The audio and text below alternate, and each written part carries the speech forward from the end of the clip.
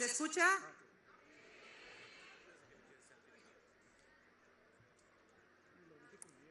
A las autoridades, a los asistentes, a los amigos. La primera pregunta que deberá venir a su cabeza al presentar esta Estrategia Nacional de Lectura es ¿por qué Mocorito, Sinaloa? Algunos pensarán, hay lugares más remotos, otros recordarán, sabemos de sitios donde no hay bibliotecas o hay más allá índices de analfabetismo, o podrían afirmar, en otras partes hay más necesidades y de otro tipo. Me anticipo incluso a los que aseveren, hay cosas de mayor apremio en este país que programas de lectura. Algunos tendrán razón. Siempre hay una persona, siempre hay una situación, siempre hay un lugar que está peor o amerita una atención súbita. O un lugar, problema o persona que está mejor, bien mirado, según cómo la va pasando en la vida. Que estemos hoy aquí tiene que ver con una historia transcurrida a principios del siglo XX y que he venido a memorar frente a todos ustedes. En los mejores años del régimen de Porfirio Díaz, y en buena parte gracias a la voluntad de Justo Sierra, ministro de Instrucción Pública desde 1905, las artes en México brotaron de manera esplendente. Desde finales del 19, México era uno de los lugares más acariciados para los artistas hispanoamericanos. En nuestra capital nacional, muy en concreto, era menos difícil abrirse camino en el mundo de las letras, si acaso Madrid o Barcelona, Buenos Aires o Lima. Era un sueño hacer una carrera en nuestra república.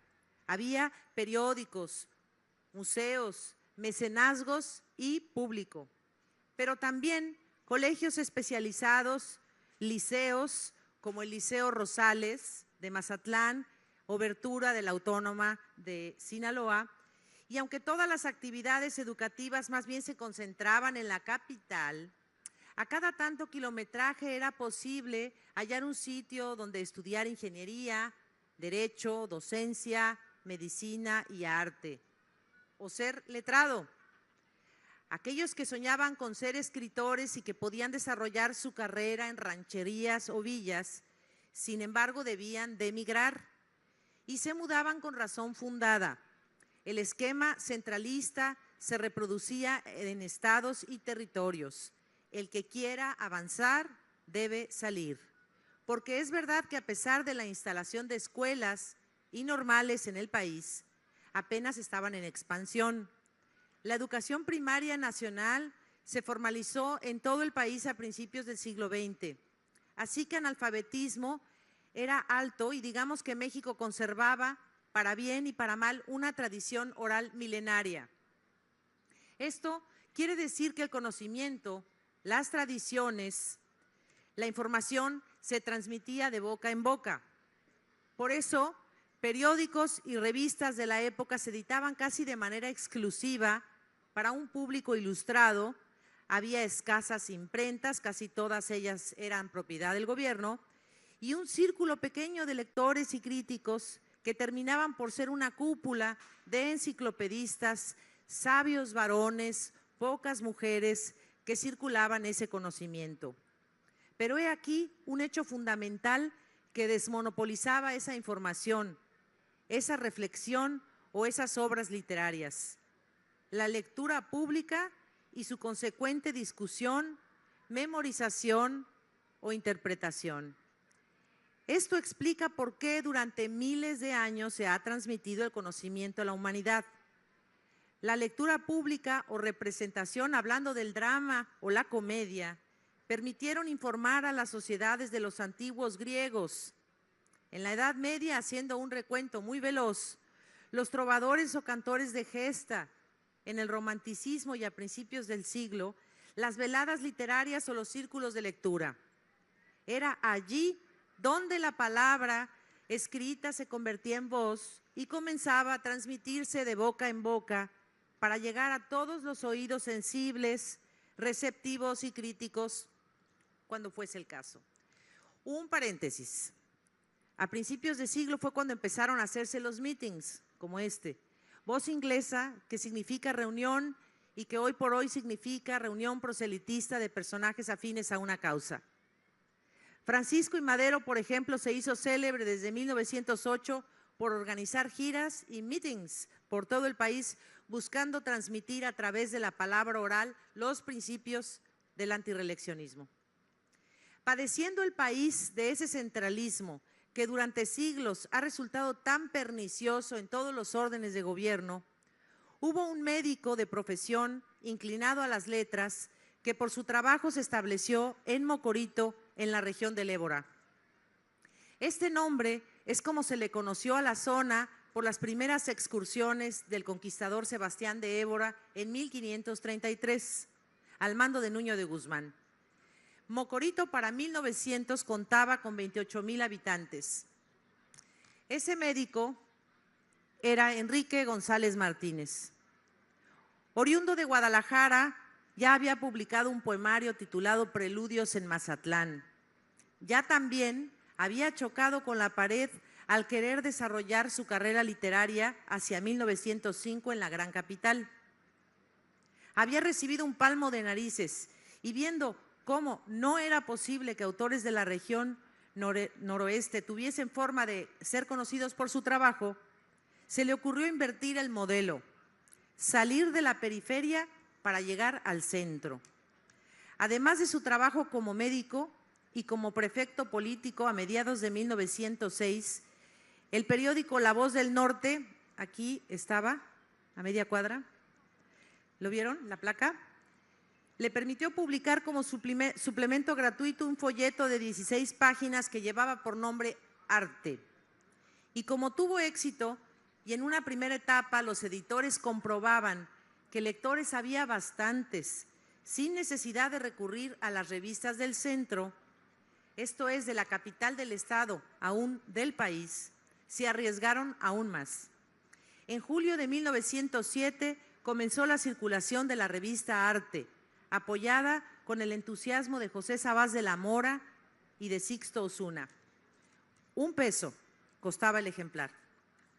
Escuchen ustedes quiénes eran los colaboradores de este primer número. Además de Sabás de la Mora, director de La Voz del Norte, y de González Martínez, aparecieron piezas literarias de Leopoldo Lugones, Rafael López y Amado Nervo. Para el segundo número de agosto y los subsecuentes, la gama de plumas se ampliaba.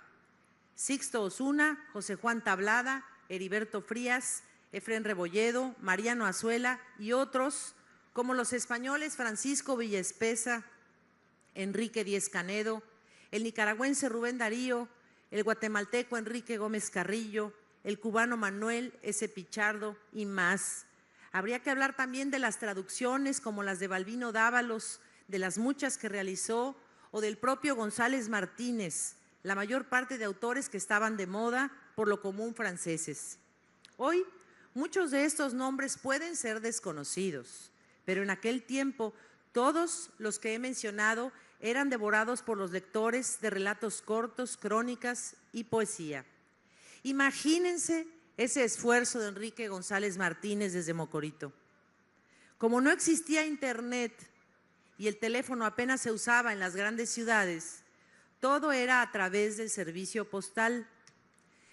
Dirigir la revista Arte sin duda implicó un trabajo epistolar de mucha constancia, además de la nada despreciable urdimbre de relaciones político-literarias, porque ¿quién de las afamadas plumas como Nervo enviaría hasta esta pequeña villa un poema o un cuento inédito? Ellos confiaban en la dirección y brillantez de González Martínez. En el epistolario recuperado hay cartas con Miguel Ángel Osorio, Jesús E. Valenzuela y otros escritores y editores de la época. Pero también, es preciso decirlo, esta valiosa revista de Mocorito contaba con la subvención del general Francisco Cañedo, su patrocinador y amigo, y por esta vinculación, cuando falleció el general en 1909, Arte dejó de circular. Obligado por las circunstancias, Enrique González Martínez se estableció finalmente en la capital de la República. Efímero fue el apogeo de la revista y de los entornos que generó, pero duradero en la memoria de muchos sinaloenses que recuerdan con orgullo el trabajo emprendido entonces por estos autores. Las clases del maestro Sabás en la escuela primaria, su periódico, la revista Arte y el papel de Enrique González Martínez lograron que Mocorito dejase de ser un lugar desconocido en la geografía hispanoamericana. De Mocorito para el mundo.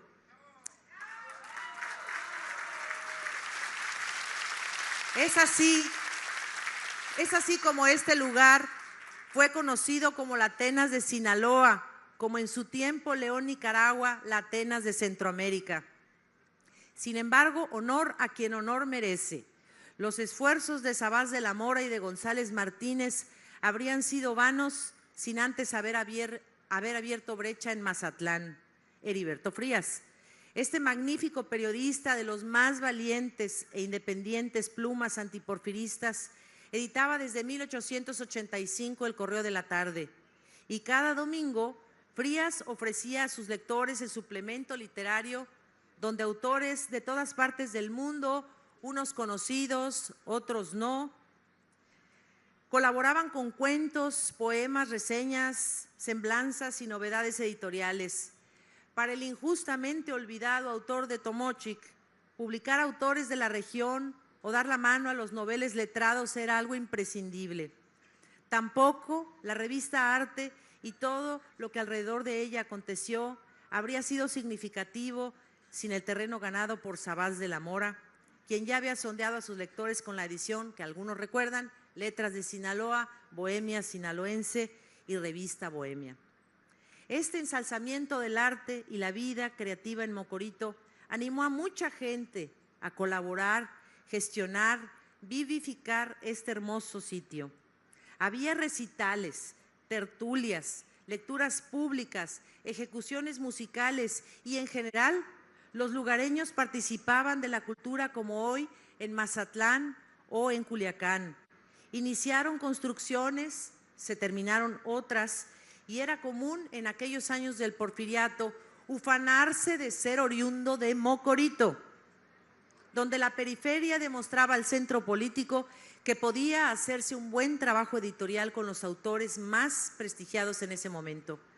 En verdad, Mocorito fue conocido más allá de su frontera por la revista Arte, de Mocorito para el mundo.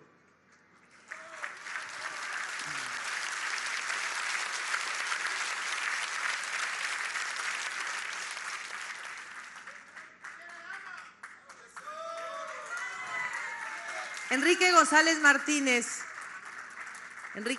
Martínez tuvo una brillante carrera literaria y sirvió al gobierno de México en varios puestos. Desde mi punto de vista, cometió el infame desdoro de motivar la caída de Francisco I. Madero desde otra revista que tuvo otras más, que se llamó Argos, o el periódico El Imparcial. El remate de su mancilla fue aceptar ser subsecretario de Instrucción Pública y Bellas Artes en el gobierno de Victoriano Huerta y al año siguiente fungir como secretario de gobierno en el estado de Puebla.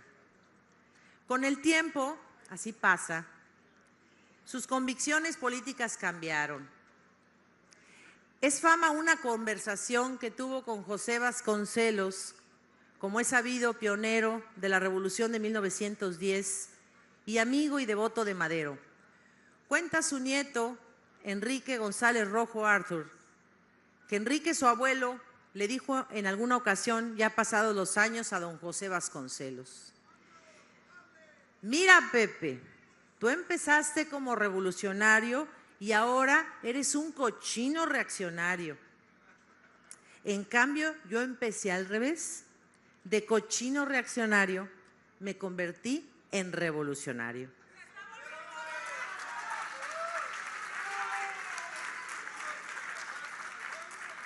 Mocorito, mi Mocorito, es también la tierra de Eustaquio Buelna, abogado, filólogo e historiador que gobernó Sinaloa en el último cuarto del siglo XIX. Aquí nació el general de brigada Rafael Buelna Tenorio, quien murió joven participando activa y dignamente en la Revolución Maderista, con Villa también. De este lugar también es Agustina de Jesús Ramírez Heredia. ¿Quién la recuerda?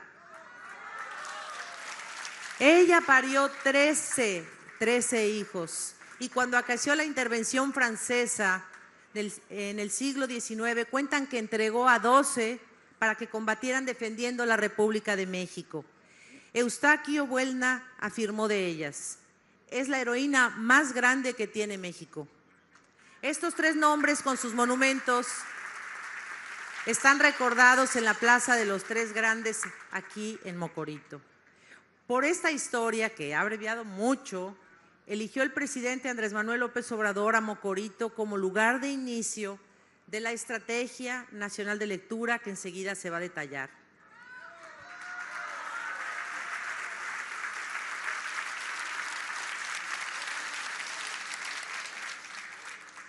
Las glorias pasadas pueden ser glorias presentes. Así como hace 112 años esta región de Évora puede volver a esplender. Aquí hay un pasado deslumbrante y como vestigio de ello los edificios, la antigua misión jesuita, la hacienda de Nuestra Señora de las Angustias o hacienda Pericos, como también se le conoce, la Casa de las Diligencias, la Escuela Benito Juárez, la Parroquia de la Inmaculada Concepción, el Panteón Reforma y otros inmuebles. Los mexicanos, unos más que otros, eso sí también, están ávidos de conocer. Estoy segura de que en Mocorito hay cientos, miles de lectores que, recobrando el orgullo por su lugar de origen, querrán saber más y más. Pero también estoy segura de que hay miles de lectores que no tienen manera de leer un libro, porque no hay o porque son caros o no se consiguen fácilmente.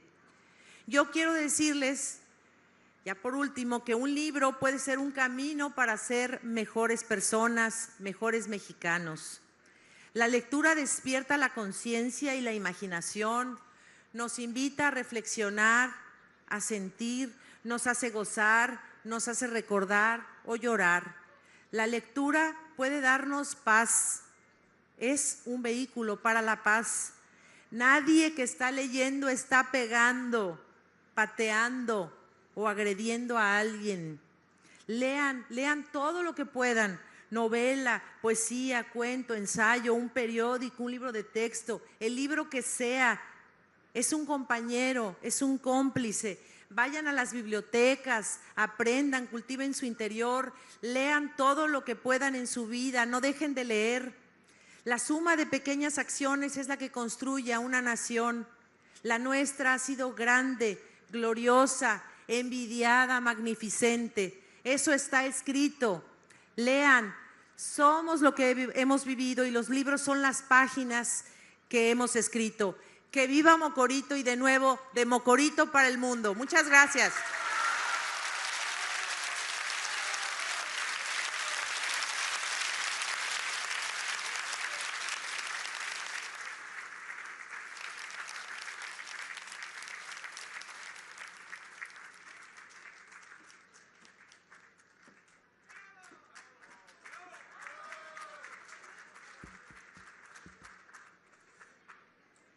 Solicitamos la intervención del Coordinador Nacional de Memoria Histórica y Cultura de México, maestro Eduardo Villegas Mejía.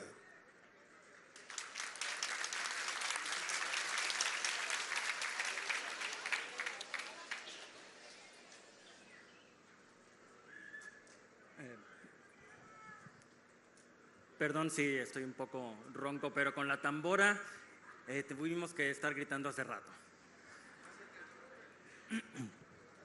Es un privilegio estar hoy aquí con nuestro presidente Andrés Manuel López Obrador y su esposa Beatriz Gutiérrez Müller, con el gobernador del estado de Sinaloa, Quirino Ordaz Coppel, y con el resto de distinguidas personalidades y autoridades que nos acompañan. Pero es sobre todo un gran orgullo venir con ustedes al pueblo mágico de Mocorito para presentar el modo en que el Gobierno de México atenderá el tema de la lectura, que es un tema fundamental en cualquier sociedad. Estamos aquí para festejar, sí, festejar el anuncio de una estrategia conjunta.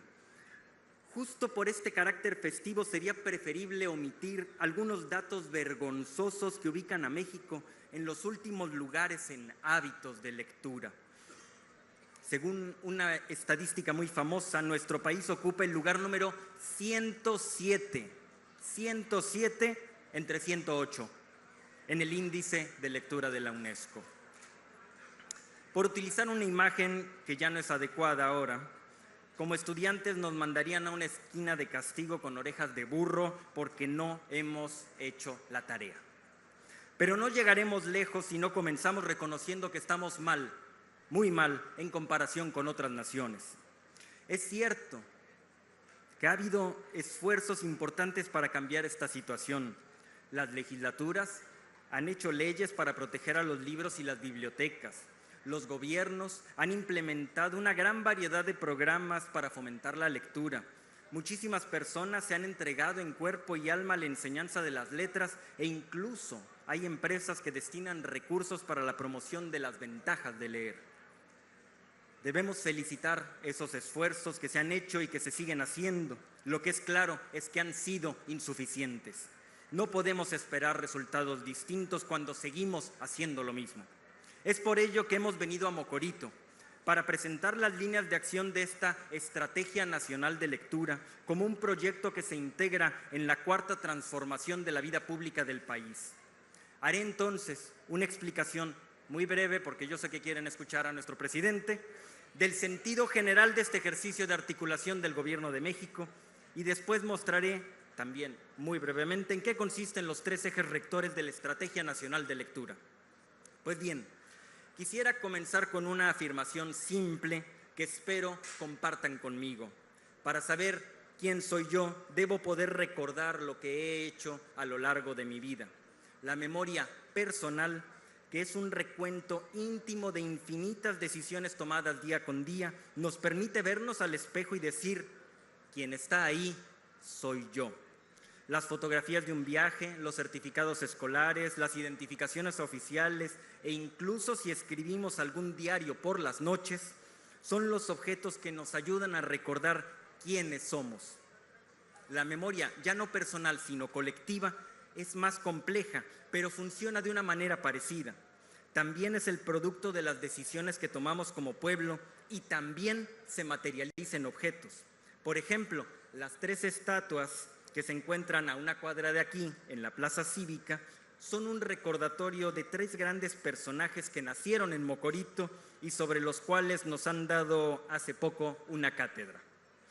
Los nombres de las calles y de los aeropuertos, las conmemoraciones cívicas este año por el centenario de la muerte de Emiliano Zapata, las campanas de una iglesia y hasta la comida que extrañamos durante un viaje son, todos, marcas físicas de la memoria colectiva.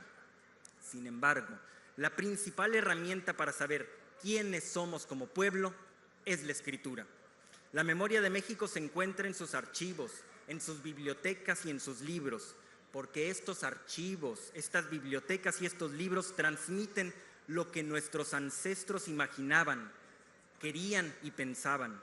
Pero de poco serviría un gobierno que se ocupa de conservar archivos, bibliotecas y libros si al mismo tiempo no dedica todas sus energías a conseguir que la población pueda descifrar sus contenidos, aprender del pasado y criticar sus fallas. De ahí surge el interés del presidente López Obrador por establecer una estrategia nacional que articule y dé coherencia a todas las acciones que el propio gobierno federal lleva a cabo en torno a la lectura. Sin articulación hay derroche de recursos económicos y ningún presupuesto alcanzaría para modificar esas estadísticas que tan mal nos dejan frente al resto de las naciones. Sin articulación, cada dependencia busca cubrir objetivos particulares sin atender al objetivo general, de manera que cada quien ve el árbol, pero nadie ve el bosque. Sin articulación somos músicos de una orquesta sin director. La Estrategia Nacional de Lectura es pues un proyecto que coordina diferentes instancias para que en conjunto lo que se hace desde el gobierno camine en la misma dirección y con las mismas metas. Procedo entonces a mencionar a grandes rasgos los 3 ejes rectores de esta estrategia, que son, primero, quién y cómo lee, Segundo, la disponibilidad de lo que puede leer. Y tercero, el atractivo que se puede sentir por la lectura. El primer eje se suma a los objetivos de la nueva política educativa. Este eje es de carácter formativo y se enfoca en generar en la infancia y en la adolescencia el hábito de la lectura como una práctica placentera y que abre enormes posibilidades de conocimiento. Durante los años de la educación primaria y secundaria es cuando se forja el carácter para toda la vida. En este sentido, el eje formativo de la Estrategia Nacional de Lectura pretende reforzar y mejorar la comprensión de los textos en el ámbito escolar, desde la interpretación de las ideas simples hasta la discusión y crítica de las ideas complejas. En este eje están involucradas, por supuesto, diversas dependencias de la Secretaría de Educación Pública, así como el organismo que rige las bibliotecas del país, cuyo titular, Marx Arriaga Navarro, nos acompaña en este acto. El segundo eje es de carácter sociocultural. Significa que la lectura trasciende los muros del aula escolar y de la edad infantil. De ahí la importancia de atender el objeto por excelencia del acto lector, el libro. Esto es, que las obras se encuentren a la mano, a costos asequibles y que su recinto, la biblioteca, no sea asociado con el aburrimiento. Como política social, la lectura es un hecho que impacta positivamente la calidad de vida individual, pero además modifica de raíz la madurez de un pueblo.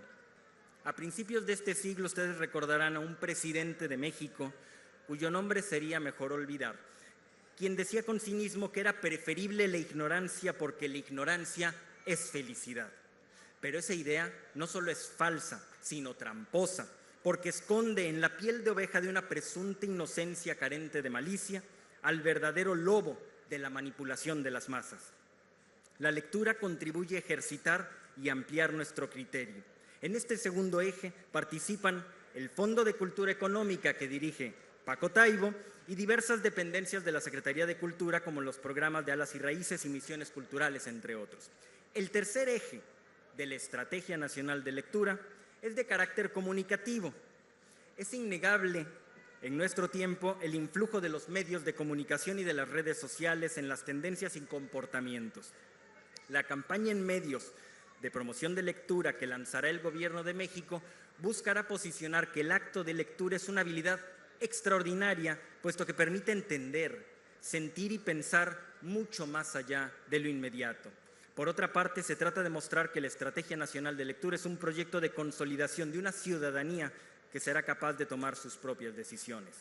En este caso, la dependencia que está elaborando la campaña es la Coordinación de Comunicación Social que dirige Jesús Ramírez Cuevas, también aquí con nosotros. Pues bien, estos tres ejes rectores, el formativo, el sociocultural y el de comunicación, son la punta de lanza de una voluntad por transformar a fondo la situación de la lectura en el país. Una voluntad que viene desde el propio presidente de la República y que comparte todo el equipo que lo acompañamos. Sin embargo, es necesario reconocer que esta voluntad no basta. Hace falta sumar otras voluntades, incluso dentro del gobierno federal mismo, para lograr un verdadero cambio. El reto es enorme, pero estamos convencidos de que muy pronto se unirán a esta estrategia otras instituciones, personas y grupos de la sociedad civil que también desean ver un México donde la lectura sea una actividad común y cotidiana. Un México en el que no solo las bibliotecas estén llenas, sino con parques, cafés y salas de espera donde la gente lleve un libro en la mano. En fin, un México reflexivo, inteligente y crítico hacia su pasado, su presente y su futuro. Solo me resta agradecer su presencia en este significativo día. Pasarán los años, pero las generaciones recordarán que en Mocorito, Sinaloa, el 27 de enero de 2019, se hizo el anuncio oficial de la Estrategia Nacional de Lectura. Muchas gracias.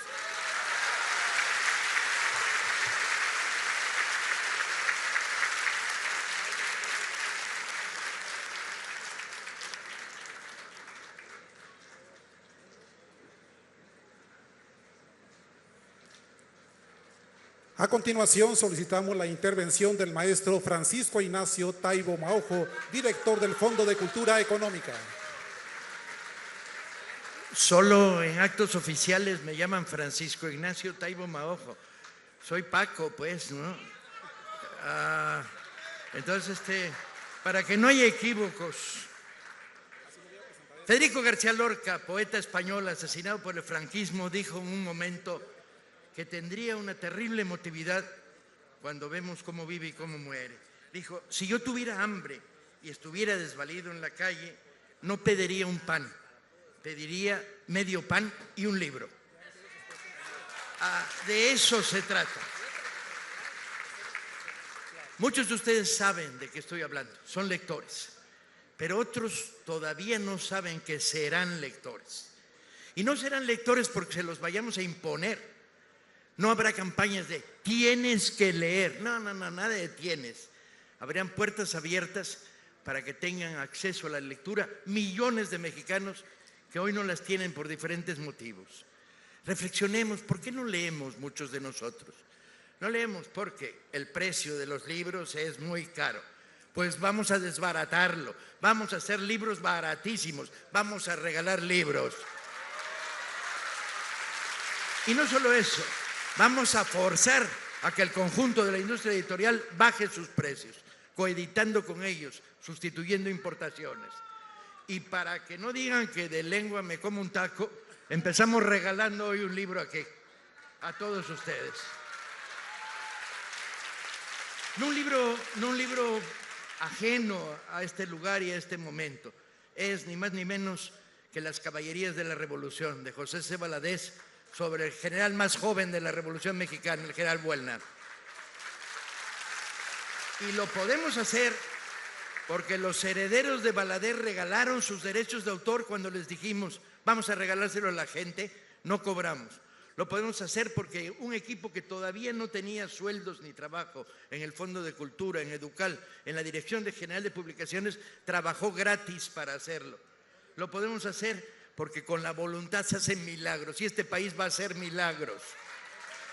Porque la llegada de un viento que sopla a democracia, y a democracia de verdad, va a ser un viento que va a barrer.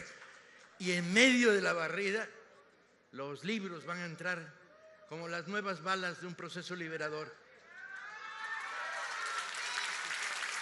El libro, la lectura, tienen virtudes inmensas.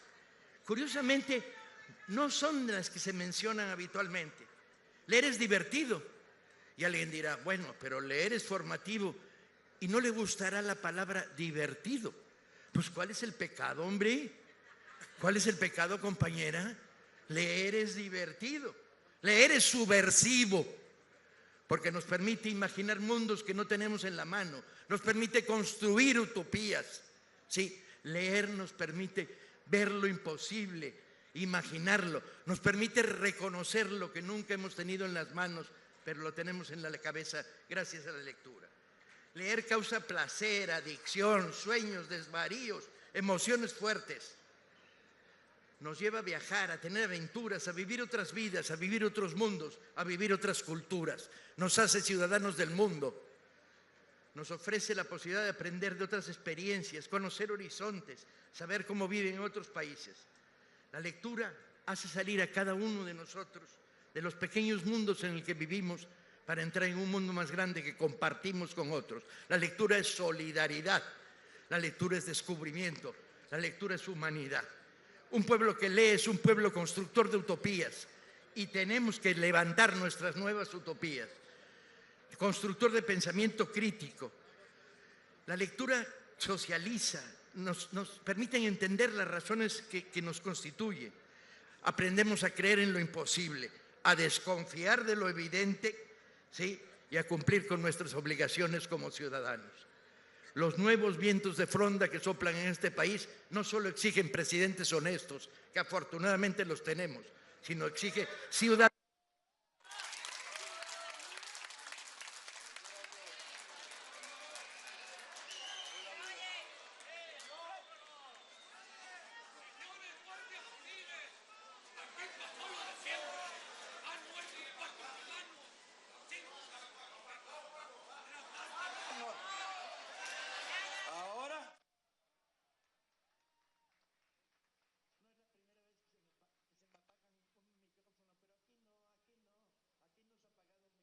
Ni se apagará en los próximos 6 años, compañeros.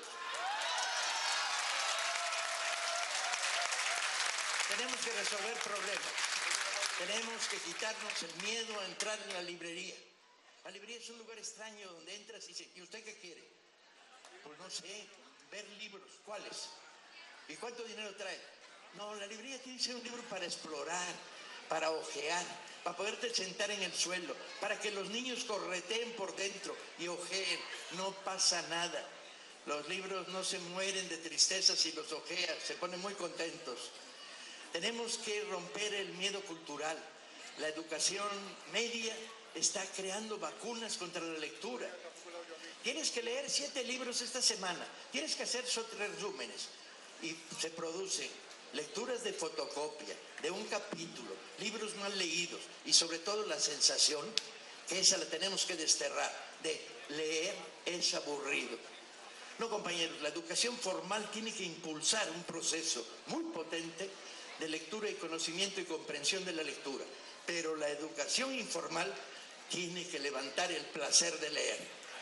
Y tenemos que poder leer a Robin Hood y decir, ese cuate sí me cae bien, porque andaba por los bosques robándole a los ricos para dárselo a los pobres. Y yo quiero a los 3 mosqueteros porque dijeron, todos para uno y uno para todos. Y ese es un lema que éticamente vuelve a nuestros días. Tenemos que aprender a descubrir el placer de la lectura y sobre todo tenemos que fomentar una serie de cosas. El proyecto nacional plantea no solo la disminución del costo de los libros, sino los cambios en la escuela, creando un paralelo de placer por la lectura y clubes de lectura en las escuelas. Si el maestro no lee, difícilmente va a transmitir el placer de la novela, de la lectura a sus jóvenes alumnos.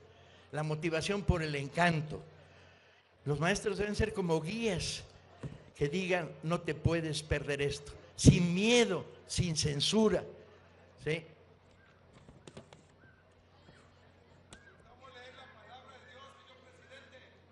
La red tradicional de distribución está en crisis, vamos a tener 130 librerías en este país y las tendremos muy pronto. Vamos a sacar en muy poco tiempo una colección que se va a llamar Viento del Pueblo, con libros de 10, 12, 15 pesos. Estamos tratando de ajustar los costos.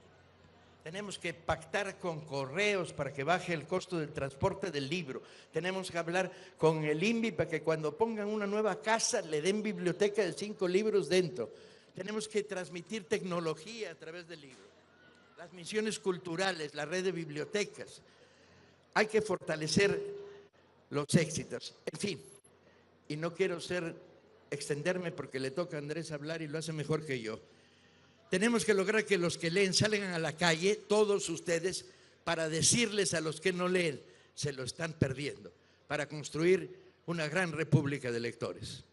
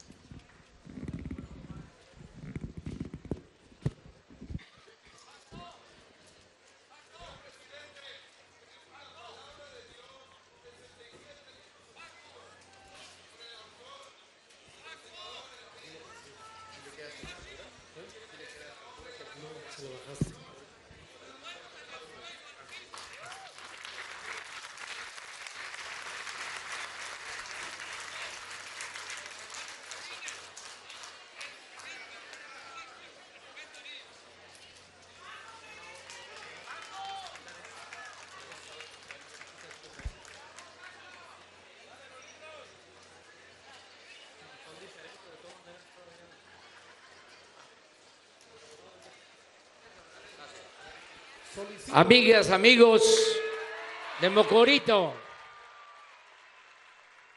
y de comunidades, ejidos, pueblos, municipios de esta región de Sinaloa. Estamos aquí para iniciar este programa de fomento a la lectura. Ya hemos escuchado lo importante que es impulsar la lectura, el fomentar la lectura y hacerlo aquí en Mocorito significa recordar una historia de gloria, de esplendor, por lo cultural de Mocorito, que como aquí se dijo y se conoce, fue la Atenas de Sinaloa y del norte del país, por la revista Arte y esa gran aportación a la cultura, al arte, a la literatura que surge desde Mocorito. Por eso inicia este programa de lectura aquí en Mocorito. Quiero comentarles que fue a propuesta de Beatriz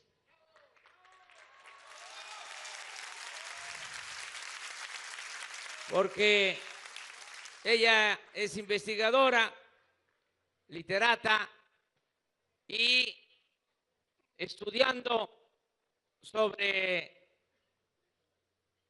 la cultura, sobre el arte, encontró esto que ha expresado, que a pesar del centralismo que representaba el régimen porfirista en todos los órdenes, en lo político era Porfirio Díaz y los hombres fuertes en cada estado, que podían tardar gobernando un estado 15, 20, 30 años hasta que se morían, eran gobernadores. Y todos bajo el mando de Porfirio Díaz. Los poderes constitucionales en realidad no existían, porque el poder de los poderes era Porfirio. Desde entonces se fue creando la práctica, la simulación de que la Constitución se respetaba en el fondo para violarse todos los días en la forma. Entonces, así era también, como lo explicó Beatriz, Eduardo, como lo sabe muy bien Paco, así era la vida cultural centralizada. Imagínense que de repente surge una revista en ese contexto, en esa circunstancia, en Mocorito, de las mejores revistas de México. Beatriz llega a esto porque se dio otro caso, no tan fuerte, considero yo, a lo mejor eso va a ser motivo de discusión y de debate en la casa, pero considero que lo de Mocorito fue mucho más importante que lo que pasó casi al mismo tiempo en Tepic, Nayarit, con una revista también de literatura que se llamó Tepic Literario, que era dirigida por Solón Argüello, un literato revolucionario nicaragüense. Beatriz, estudiando a este revolucionario nicaragüense, Solón Argüello, y la revista Tepic Literario, encontró lo de Mocorito y se metió a la investigación.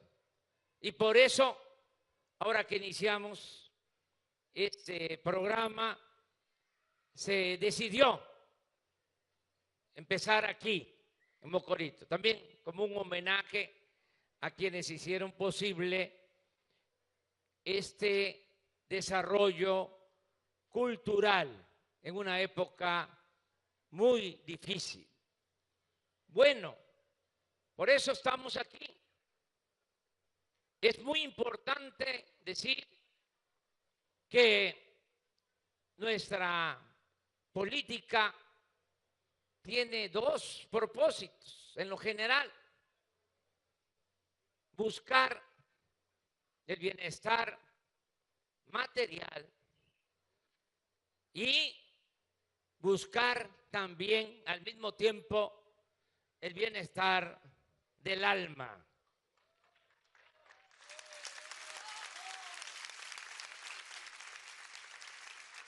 Y por eso es que estamos promoviendo la lectura, porque necesitamos fortalecer valores culturales, morales, espirituales. No solo de pan vive el hombre. Sí. Entonces, son las dos cosas. Es procurar mejorar las condiciones de vida y de trabajo, pero también fortalecer los valores. Porque si no, el programa, nuestra política estaría coja, estaría nada más fincada en un solo pie. Y se requieren los dos, lo material y lo espiritual. Aquí estamos para fortalecer valores. Y aprovecho también, porque se tiene que lograr un equilibrio entre lo material y lo espiritual. Hay quienes plantean que lo importante es lo material. Engels, el compañero de Marx, en su intervención en el cementerio cuando fallece Marx, dice que nadie puede dedicarse a la cultura, al arte, a la religión, si no tiene primero resuelto sus necesidades básicas de alimentación, de salud, de bienestar. Esa es una concepción. Es decir, lo primero es que haya comida, lo primero es que tengamos donde vivir, cómo vestirnos, primero lo material.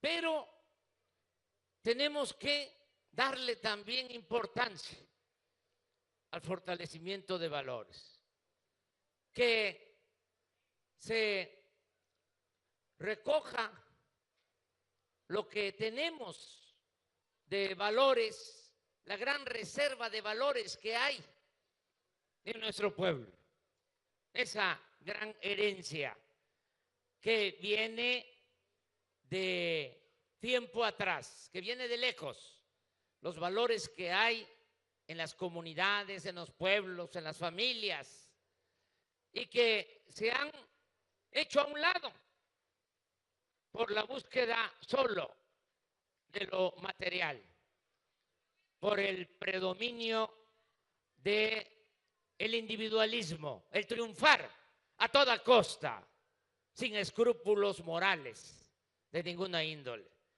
Entonces, tenemos que sacar adelante al país, regenerando la vida pública, imprimiendo valores, haciendo ver que se puede ser feliz si se piensa en los demás, que la felicidad no solo es acumular bienes materiales, dinero, fama, títulos, La verdadera felicidad es estar bien con uno mismo, estar bien con nuestra conciencia y estar bien con el prójimo. Esa es la verdadera felicidad. No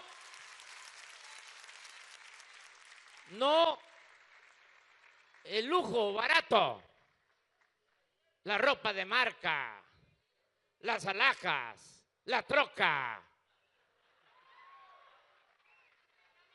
Eso es efímero. Por eso es muy importante el fortalecimiento de los valores. Acabamos también de editar una cartilla moral que se va a distribuir, que escribió Alfonso Reyes, para que se fortalezcan los valores que ya existen en nuestras familias, en nuestra sociedad. Hacerle ver a todos, de manera especial a los jóvenes, que solo siendo buenos podemos ser felices y que se puede salir adelante, porque ahora, por decisión del pueblo, va a haber un gobierno que va a dar oportunidades a todos para que nadie se vea obligado a obtener ingresos, dinero, con actividades ilícitas.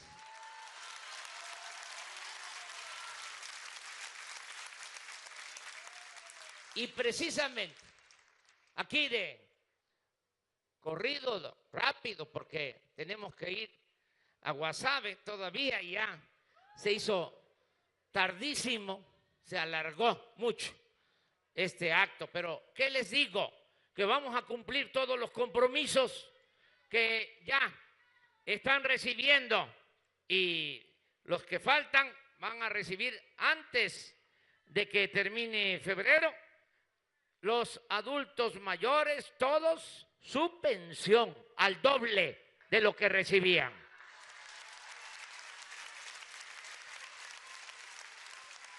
Nos está llevando un poco de tiempo porque ya no queremos que los apoyos se entreguen con intermediarios. Va a ser directo, con una tarjeta para el banco, para que el adulto mayor vaya y saque su dinero. Ya, va a ser así, nada de entregar el dinero con intermediarios o en efectivo, nada de que yo soy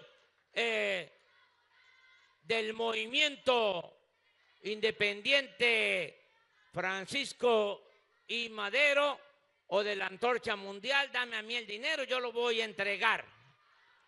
No, primo hermano. Ya eso se acabó. Va a ser directo.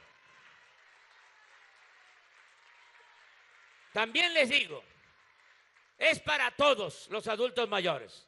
Ya los maestros, pensionados, jubilados, los trabajadores que tienen pensión en el ISSSTE, en el seguro, que no recibían nada, ahora van a tener ya también su pensión. Son 2.550 pesos cada 2 meses que van a estar recibiendo. Todos. También algo que es muy importante. Sí, ahora voy a hablar de eso. Además me esperan. Estoy muy consciente de cómo está el asunto de la salud. Miren, todos los que tienen discapacidad, personas con discapacidad, niñas y niños, todos también, su pensión, 2.550 pesos cada 2 meses. Por eso se está haciendo un censo, casa por casa, que aprovecho para pedirle a los responsables de ir a visitar las casas, que le apuren para que se pueda tener ya identificada a toda la gente que va a recibir los beneficios. Vamos a apoyar a todos los más necesitados. vamos a atender a todos, vamos a escuchar a todos, vamos a respetar a todos, pero le vamos a dar preferencia a la gente humilde. Por el bien de todos, primero los pobres.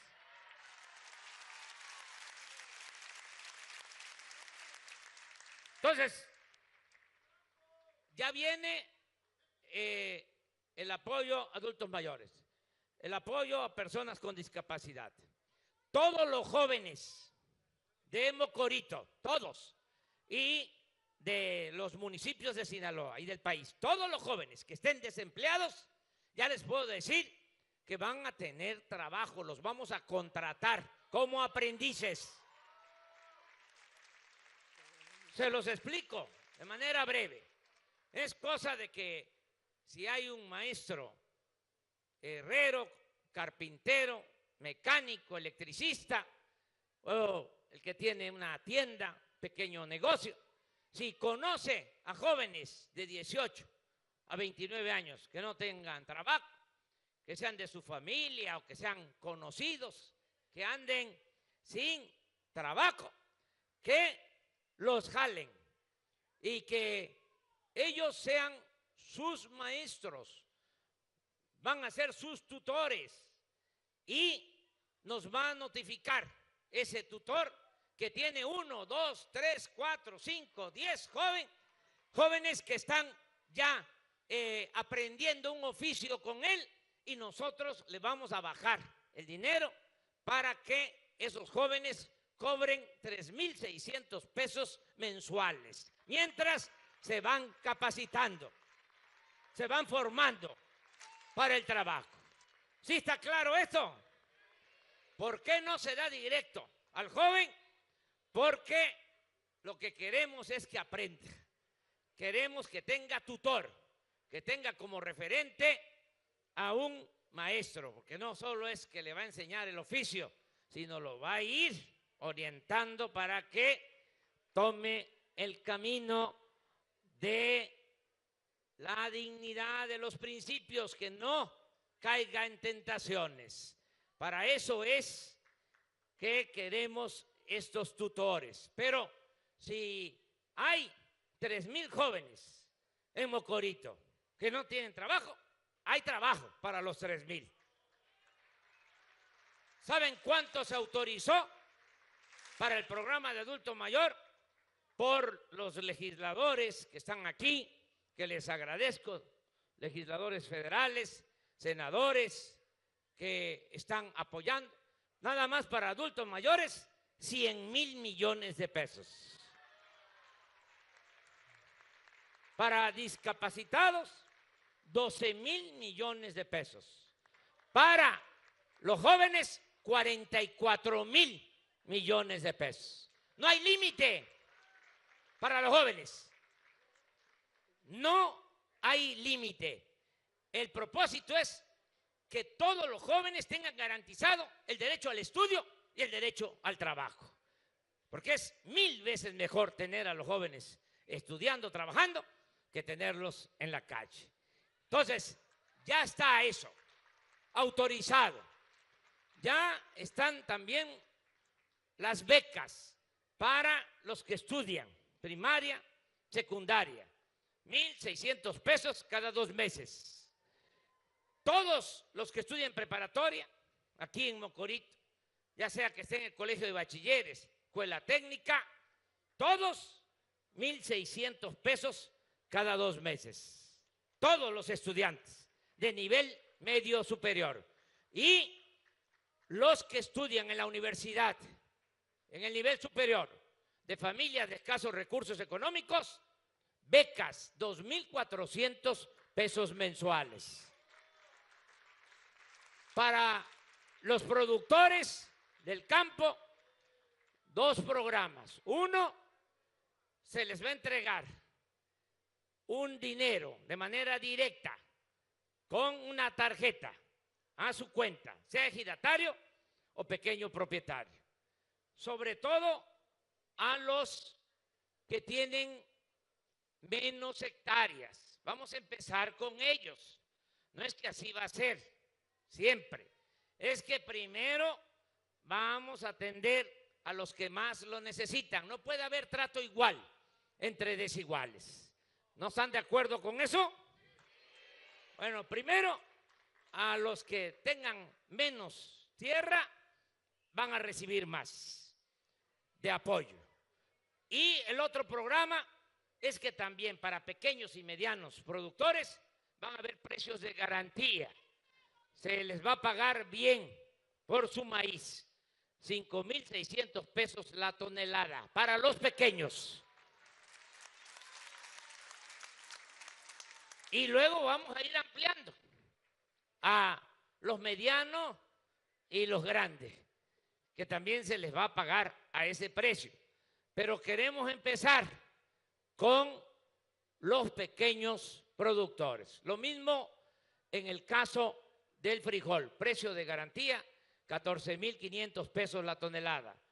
Precio de garantía para el arroz, precio de garantía para el trigo y para la leche. Ahí vamos a empezar. El propósito es impulsar la actividad productiva del campo para ser autosuficientes, porque no es posible que estamos comprando maíz, frijol, carne de res, leche. Ayer que estuvimos en Mazatlán, yo pensaba que éramos autosuficientes en atún, porque se ha impulsado mucho la captura del atún en Mazatlán, pero me dijo el principal empresario del atún que no somos autosuficientes. Tenemos que comprar todavía atún del extranjero. Y compramos las gasolinas y compramos la mayor parte de lo que consumimos. Fue un fracaso esta política llamada neoliberal. Ahora no va a ser así. Ahora vamos a impulsar el mercado interno. Vamos a producir en México lo que consumimos. Va a haber otro programa, ya termino porque se me está pasando el tiempo. Va a haber otro programa que se va a llamar, ya se llama, Tandas para el Bienestar. Todo el que tenga un pequeño negocio, que necesite un crédito para comprar mercancía, para comprar su herramienta, su equipo, va a recibir ese crédito. En promedio, 6,000 pesos. Se le entrega sin intereses y sin burocracia. 6,000 pesos, le llegan sus 6,000 pesos, pasan 3 meses y al cuarto mes empieza a pagar 500 pesos mensuales. Termina de pagar los 6,000 y automático tiene 10,000. Termina de pagar los 10,000 y 15,000. Termina de pagar los 15,000 y 20,000. Sin intereses y a la palabra. No es que dame las escrituras de tu casa que me vas a dejar de garantía. No, la garantía es que el pueblo de México es un pueblo honesto. La mayor riqueza de México es la honestidad de su pueblo. Muy contrario de lo que se piensa. ¿Saben dónde está la corrupción? Arriba. Sí, yo lo decía, pero ahora lo estoy comprobando.